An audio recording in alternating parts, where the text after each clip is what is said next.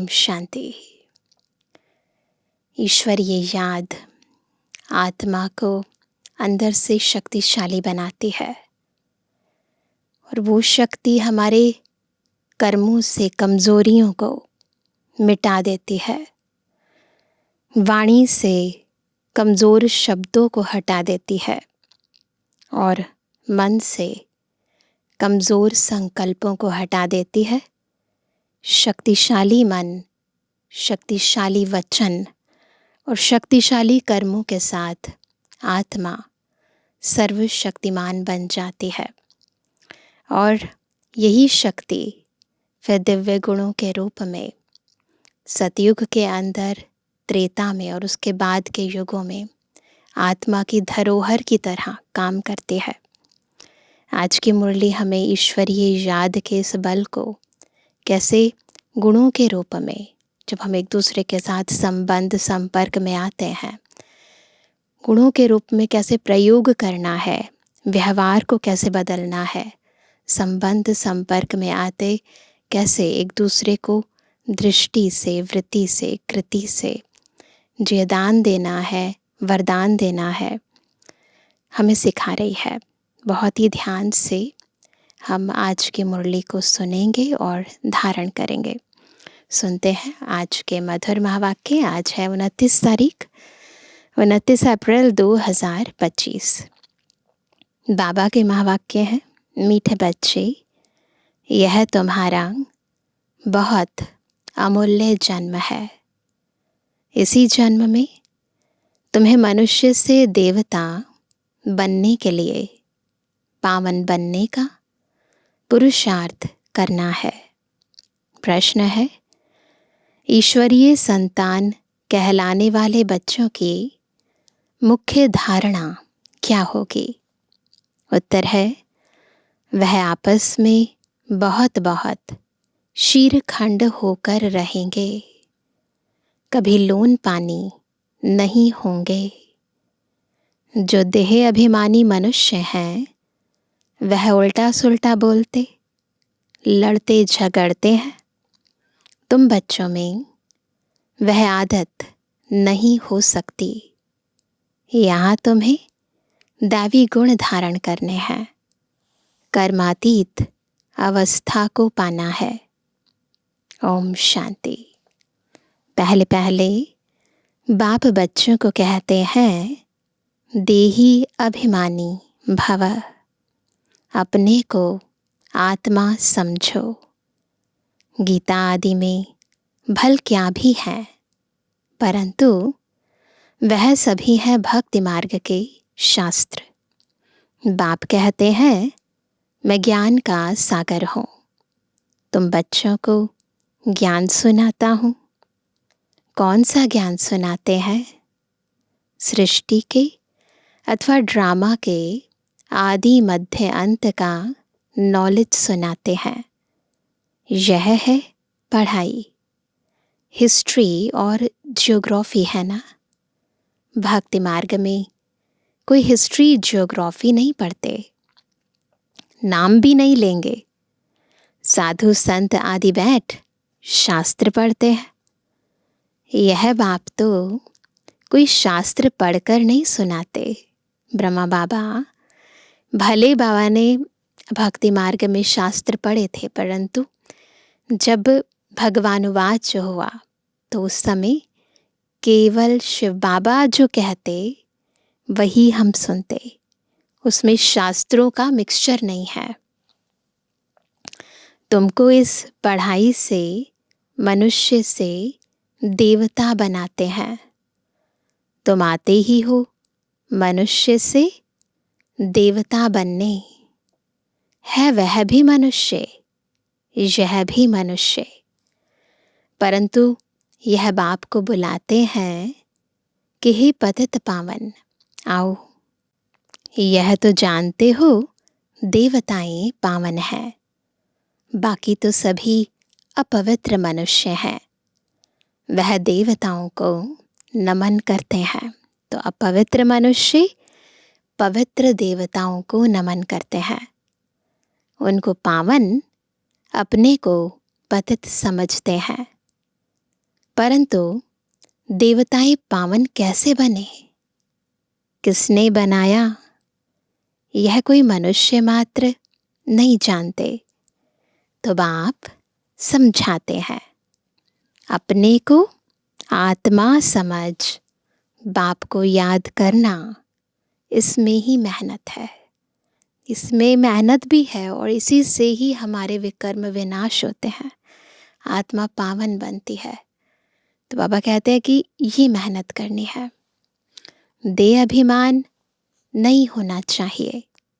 आत्मा अविनाशी है, संस्कार भी आत्मा में रहते हैं। आत्मा ही अच्छे व बुरे संस्कार ले जाती है। इसलिए अब बाप कहते हैं, देही अभिमानी बनो। अपनी आत्मा को भी कोई जानते नहीं है। जब रावण राज्य शुरू होता है तो अंधियारा मार्ग शुरू होता है। देह अभिमानी बन जाते हैं। बाप बैठ समझाते हैं कि तुम बच्चे यहाँ किसके पास आए हो, इनके पास नहीं, मैंने इनमें प्रवेश किया है। इनके बहुत जन्मों के अंत का यह पतित जन्म है। बहुत जन्म कौन से, वह भी बताया। आधा कल्प है पवित्र जन्म, आधा कल्प है पतित जन्म। तो यह भी पतित हो गया।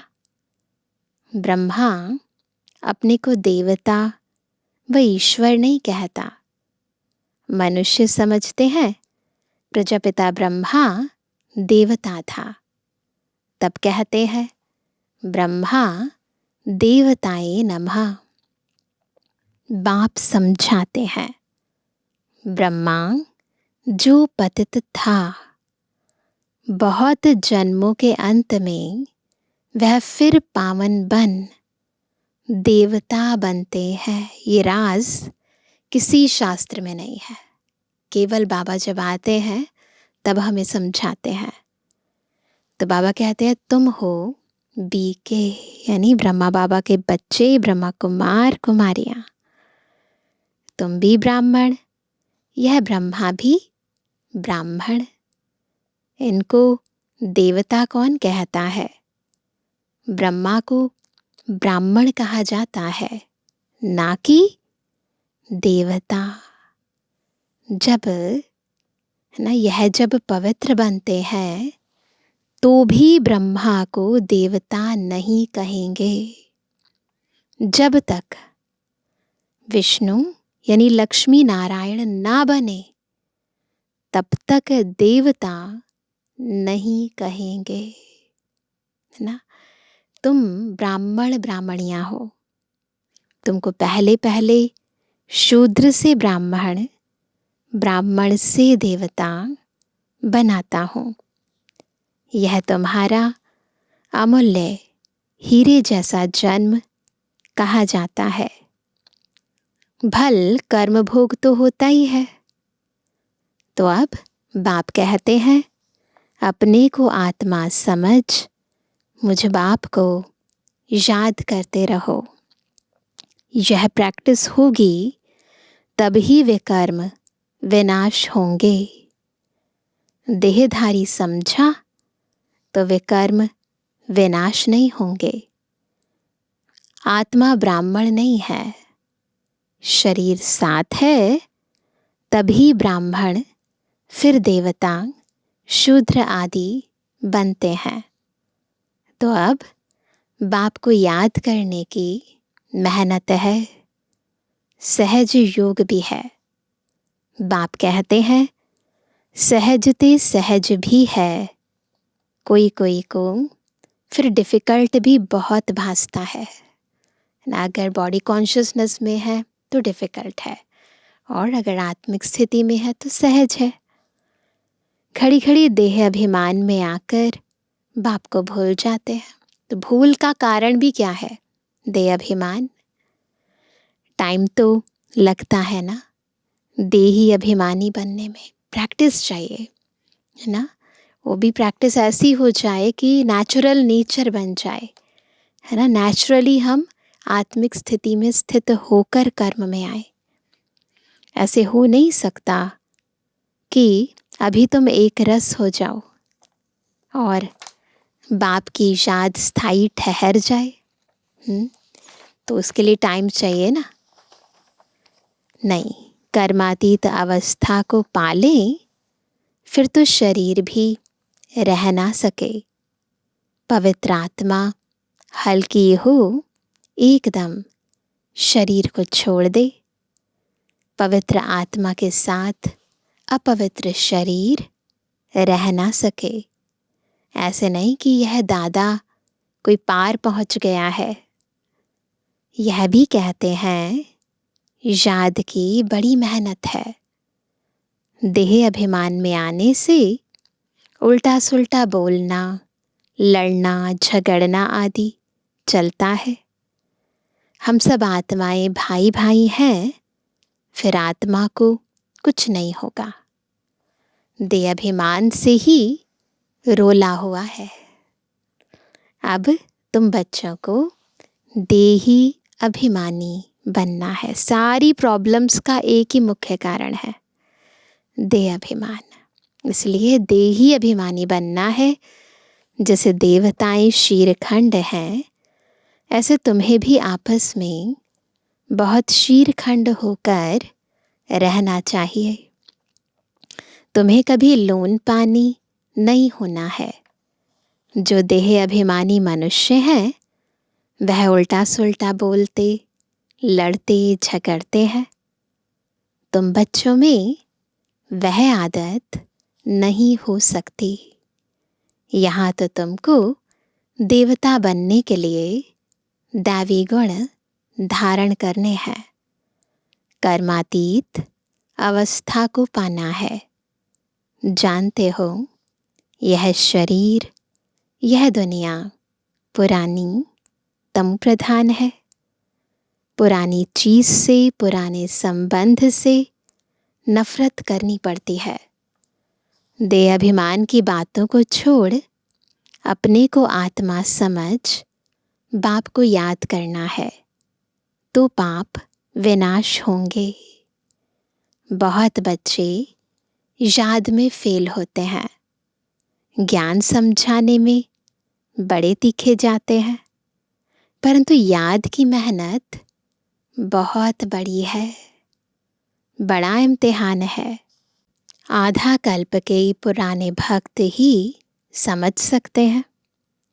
भक्ति में जो पीछे आए हैं, वह इतना समझ नहीं सकेंगे। बाप इस शरीर में आकर कहते हैं, मैं हर 5000 वर्ष बाद आता हूँ। मेरा ड्रामा में पार्ट है और मैं एक ही बार आता हूँ। यह वही संगम युग है। लड़ाई भी सामने खड़ी है। यह ड्रामा है ही 5000 वर्ष का। कलयुग की आयु अभी 40,000 वर्ष और हो तो पता नहीं क्या हो जाए। वह तो कहते हैं, भल भगवान भी आ जाए तो भी हम शास्त्रों की राह नहीं छोड़ेंगे। यह भी पता नहीं है कि 40,000 वर्ष बाद कौन सा भगवान आएगा। ये पहले कहते थे 40,000 वर्ष हैं अभी कलयुग खत्म होने में, लेकिन अभी तो सब समझ गए हैं कि ये अंतिम समय चल रहा है। कोई समझते कृष्ण भगवान आएगा, कहते ना कल की अवतार होते हैं।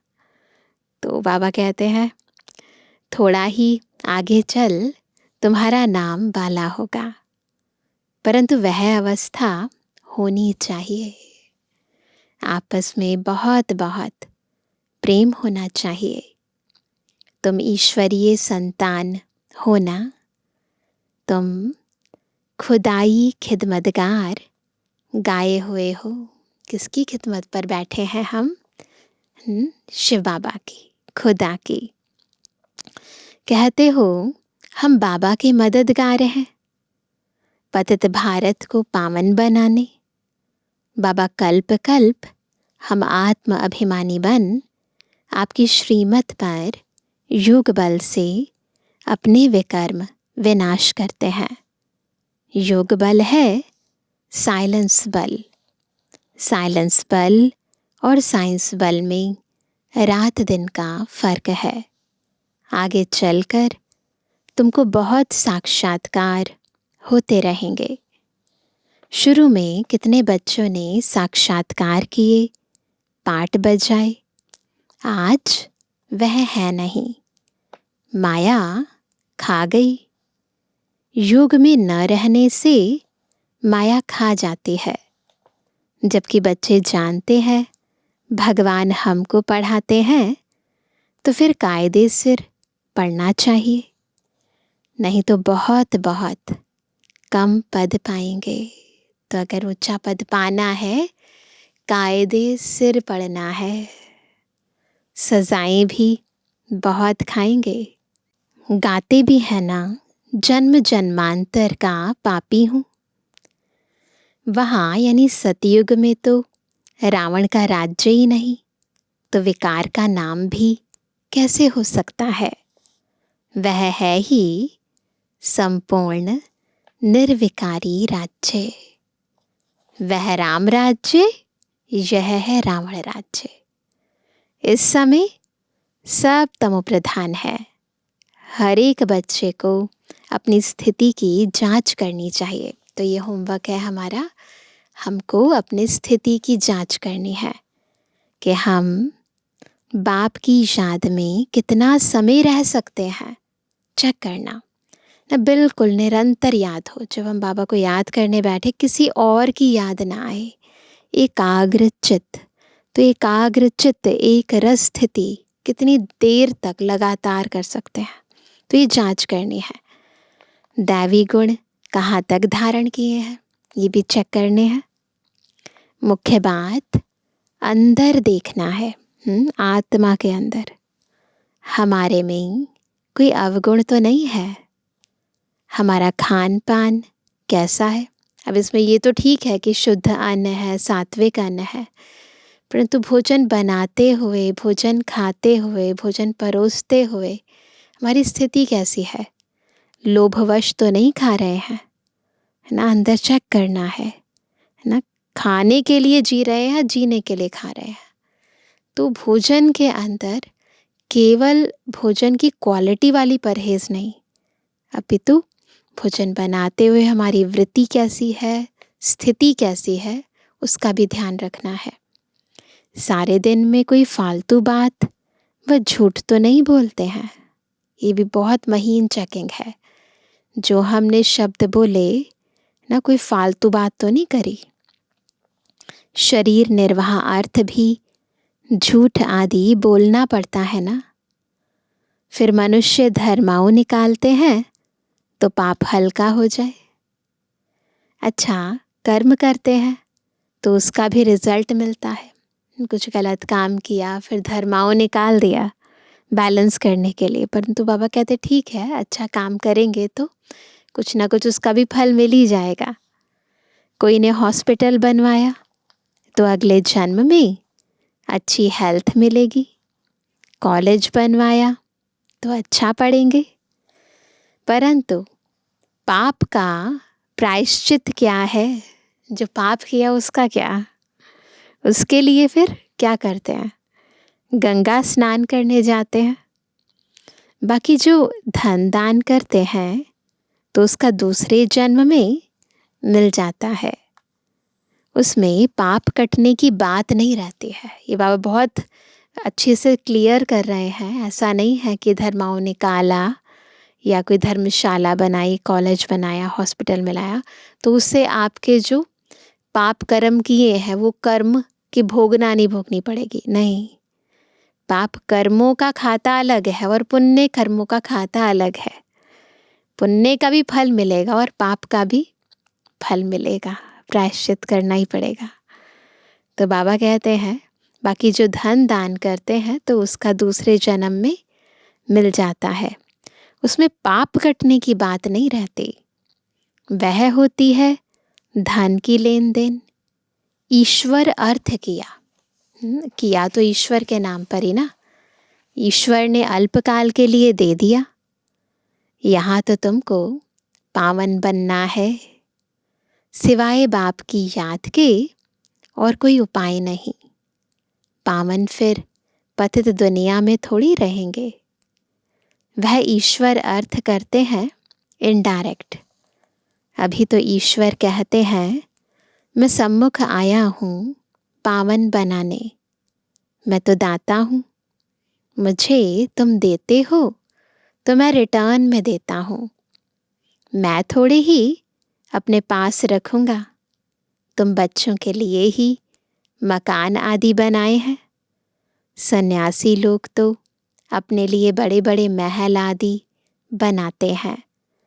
यहाँ शिव बाबा अपने लिए तो कुछ नहीं बनाते।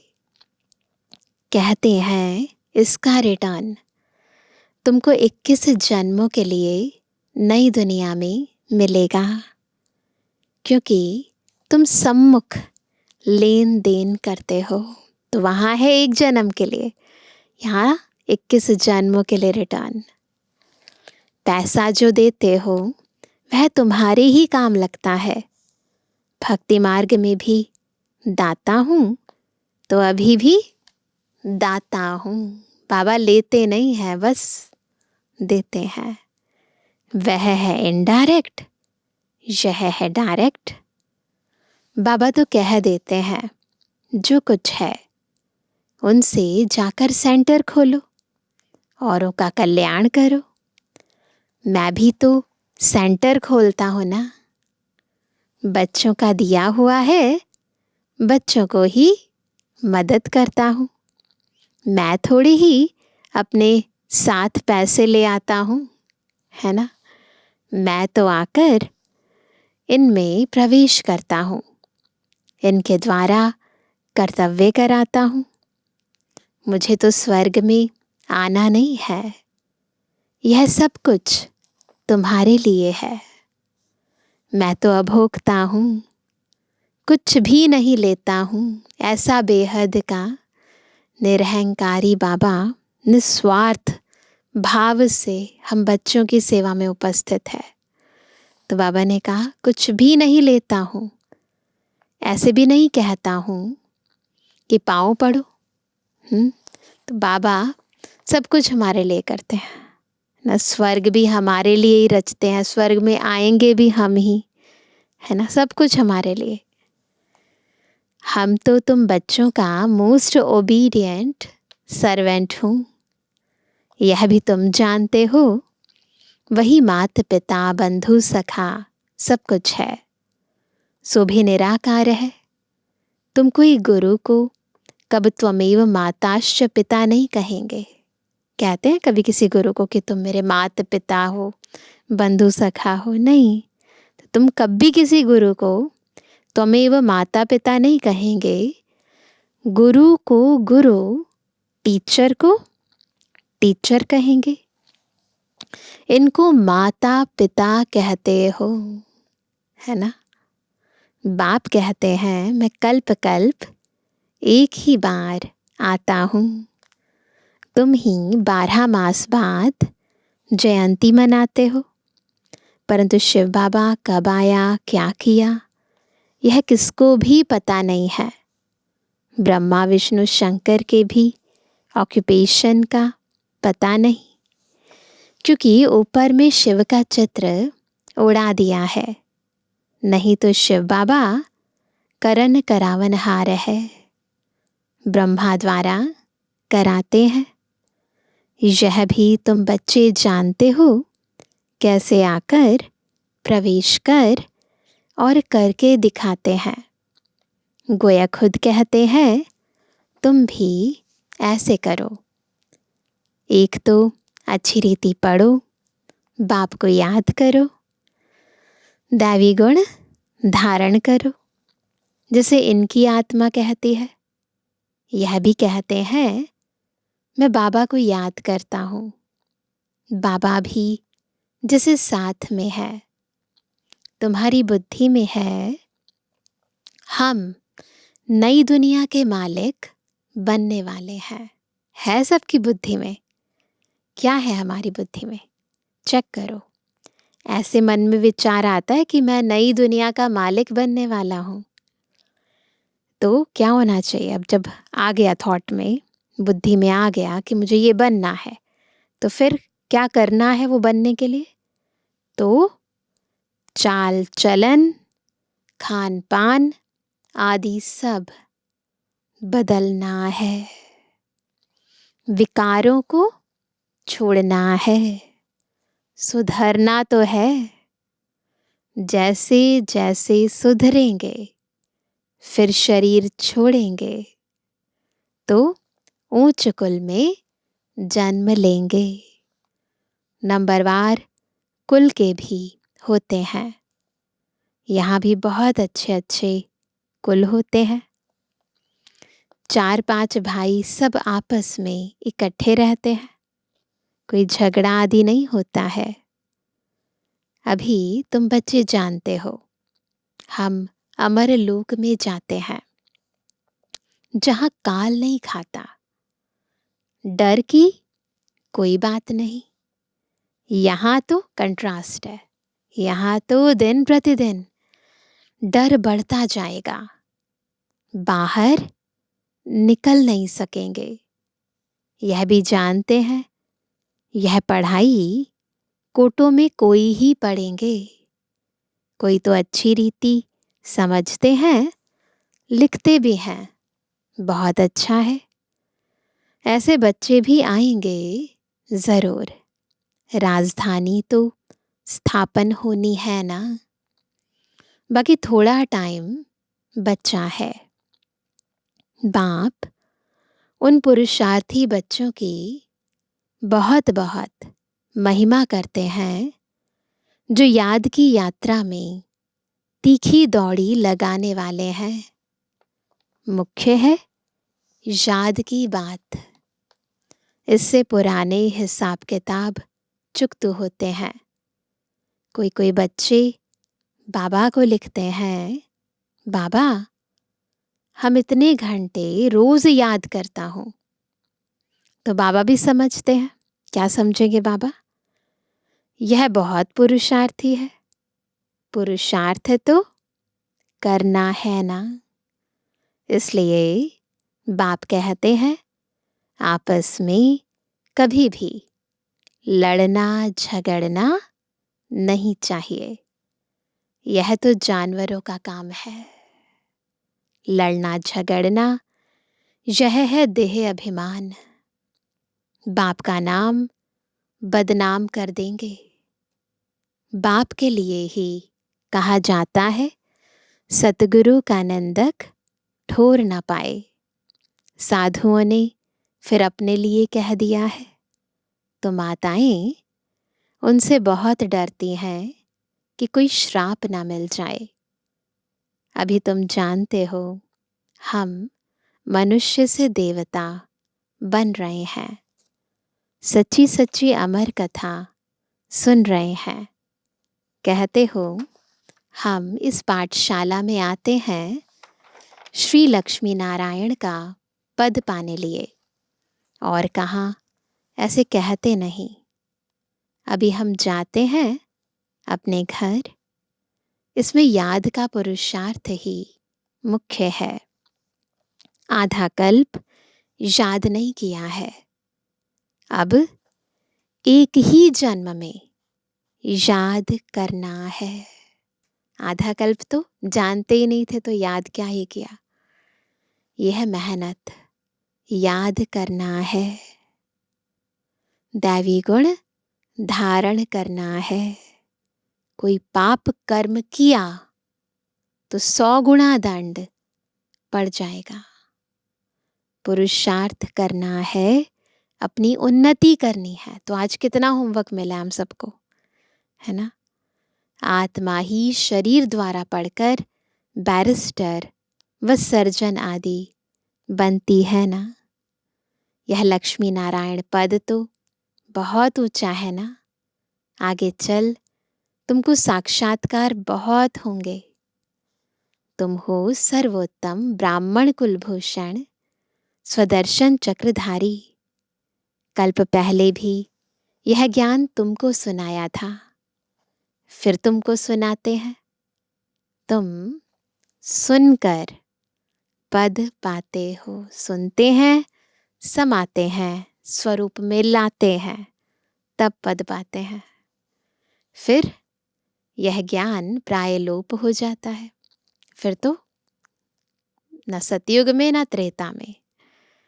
बाकी यह शास्त्र आदि सब हैं भक्ति मार्ग के। अच्छा मीठे मीठे के बेजवानी बच्चों पे जुबानी बाप दादा का दिल जान सको प्रेम से नंबरवार प्रसाद अनुसार यादगार और गुणवानी। रूहानी बच्चों की रूहानी बाप दादा को गुड मॉर्निंग, नमस्ते नमस्ते नमस्ते। धारणा के लिए मुख्य सार पहला, अंदर अपनी जांच करनी है। हम बाप की याद में कितना समय रहते हैं, दैवी गुण कहाँ तक धारण किए हैं, हमारे में कोई अवगुण तो नहीं है, हमारा खान पान चाल चलन रॉयल है, फालतू बातें तो नहीं करते, झूठ तो नहीं बोलते हैं। दूसरा, याद का चार्ट बढ़ाने के लिए अभ्यास करना है। हम सब आत्माएं भाई भाई हैं, देह अभिमान से दूर रहना है, अपनी एक रस स्थिति जमानी है, इसके लिए टाइम देना है। वरदान है पांचों तत्वों और पांचों विकारों को अपना सेवाधारी बनाने वाले मायाजीत स्वराज्य अधिकारी भव। जैसे सतयुग में विश्व महाराजा व विश्व महारानी की राजाई ड्रेस को पीछे से दास दासियां उठाते हैं, देखा है ना आपने? ऐसे नहीं देखा होगा, परंतु वैसे कहीं ना कहीं चित्रों में ज़रूर देखा होगा कि राजा महाराजाएं और रानियों की पीछे इतना बड़ा कपड़ा होता है और उसे दास दासियां उठाते हैं। तो बाबा ने कहा कि ऐसे संगम युग पर आप बच्चे जब मायाजीत स्वराज्य अधिकारी बन टाइटल्स रूपी ड्रेस से, कौन सी ड्रेस? टाइटल्स रूपी ड्रेस सजे सजाए रहेंगे, तो ये पांच तत्व और पांच विकार आपकी ड्रेस को पीछे से उठाएंगे, अर्थात अधीन होकर चलेंगे। इसके लिए दृढ़ संकल्प की बेल्ट से टाइटल्स की ड्रेस को टाइट करो। भिन्न भिन्न ड्रेस और श्रृंगार के सेट से सज धज कर बाप के साथ रहो, तो यह विकार व तत्व परिवर्तन हो, सहयोगी सेवाधारी हो जाएंगे। स्लोगन है, जिन गुणों व शक्तियों का वर्णन करते हो उनके अनुभवों में खो जाओ। अनुभव ही सबसे बड़ी अथॉरिटी है। आज का अव्यक्त इशारा, कंबाइंड रूप की स्मृति से सदा विजयी बनो।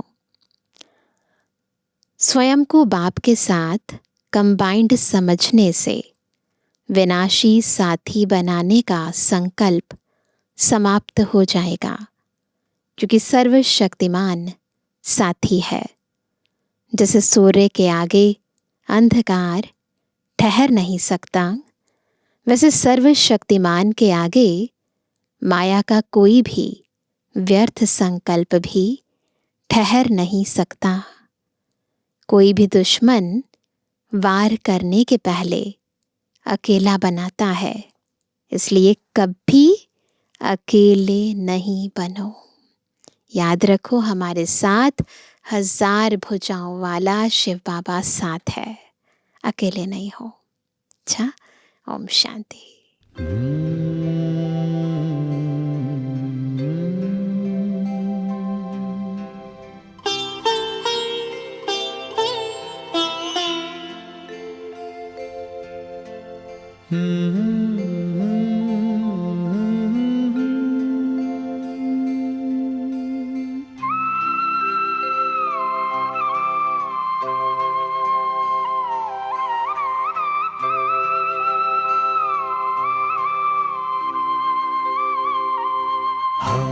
खुश नसीब कितने, प्रभु का मिला सहारा।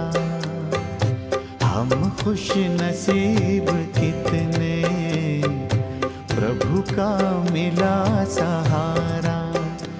हम हो गए उसी के, हम हो गए उसी के, वो हो गया हमारा हमारा। हम खुश नसीब कितने, प्रभु का मिला सहारा। हम हो गए उसी के, हम हो गए उसी के, वो हो गया हमारा हमारा। हम खुश नसीब कितने, प्रभु का मिला सहारा।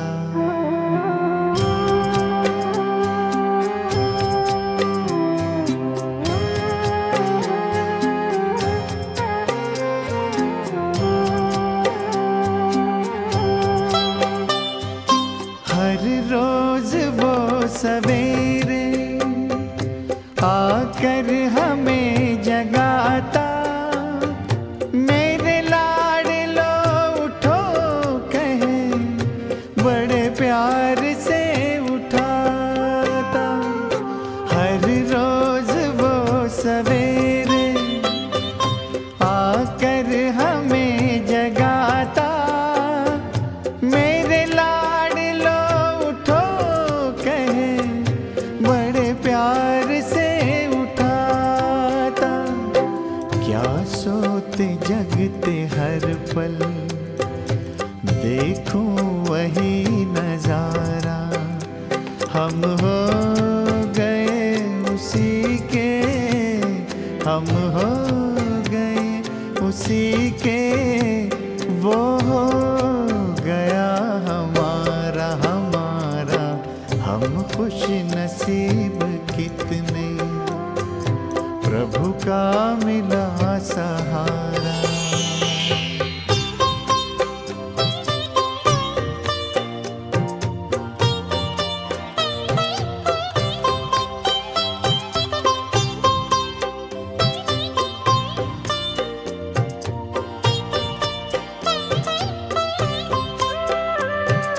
सद्ज्ञान के लुटाए हम पर वो हीरे मोती, मेरी ही एक की क्या जग की जगाए ज्योति।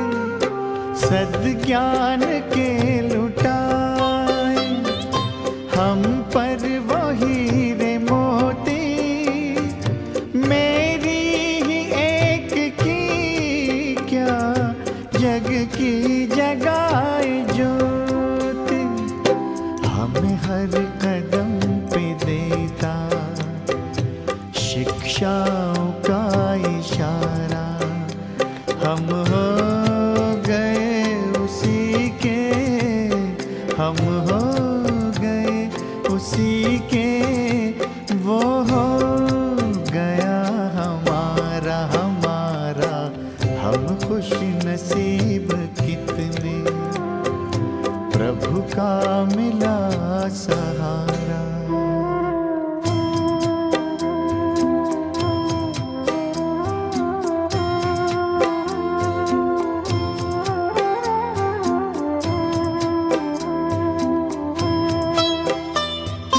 नजरों से तूने मेरी तस्वीर है सजाई, जन्मों जन्म की सुंदर तकदीर है बनाई।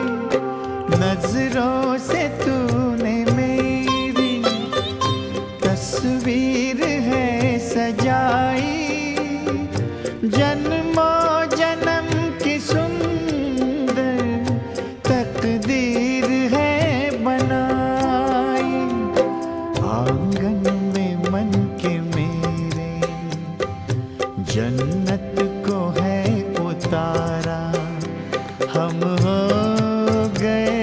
उसी के हम हो गए, उसी के वो हो गया हमारा हमारा।